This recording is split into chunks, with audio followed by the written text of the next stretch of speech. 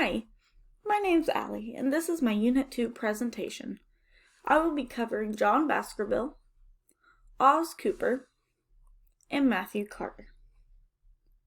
First, let's talk about John Baskerville.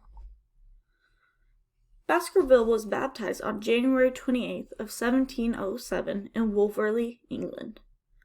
He did not have much of a formal education, but he did start his career pretty early as a handwriting teacher. John also did some gravestone cutting. You can currently find a slab in the Library of Birmingham to the day from a gravestone he cut. Most of John Baskerville's fortune came from the manufacture of lacquer work items, which is also called japanning. After making his fortune, he decided to practice as a printer in Birmingham, England. Baskerville's most remarkable work came from his time as a printer, and he died later on January 8th in 1775 at age 68. Some of his most popular works include his edition of Virgil shown here on the bottom right,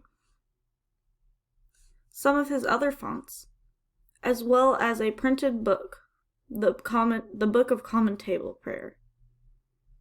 Much of his work was criticized by jealous competitors, so much so that it fell out of favor. But since the early 1900s, his work has become revived through people recreating his work, most of which is named after him and his wife, Sarah Eves. His other work I have shown is the modern versions of his font Baskerville and Nutgarden.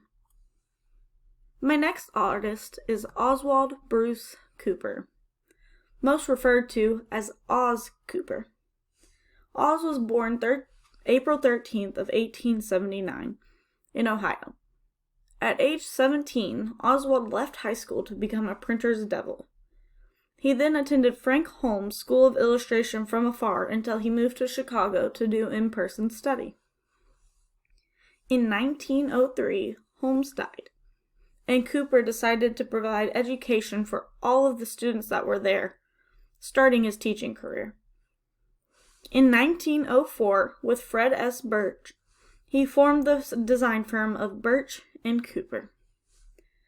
And this firm grew largely over the next years and became one of the largest art production facilities in the Midwest. Cooper is best known for his typefaces, Cooper Series, Cooper Black Series, and Cooper Full Face Series. The examples I have here are from his most popular work, in my opinion, Cooper Black. From left to right, I have shown an old Burger King advertisement with his font, which states, "Have it your way, it's the only way." The middle example is an example of his font in text. And then on the far right, you have one of the Bee Gees album covers featuring his font. Finally, I have Matthew Carter. He was born in London in 1937. Carter's parents both had artistic careers, which I believe had an impact on him choosing his career as a graphic designer or printer. His father was a book designer, and then later he became a historian of printing, while his mother prepared scale drawings. Matthew intended to go to Oxford, but was advised to wait a year so he would be the same age as others of his age who had gone into the national service. So instead of going to school, he never ended up with a formal education because instead of school, his father arranged him an internship at a foundry in the Netherlands for a year. While at this internship, Carter learned the art of manual punch cutting, which eventually turned from manual to digital type, because the manual punch cutting eventually ran out of style and it cost a lot more than turning it into digital type. And then his next career was in New York, and he eventually learned to return to London, where he became a freelancer. As a freelancer, he made many different logos and typefaces. In 1981, he and his colleagues, Mike Parker, created Bitstream Incorporated.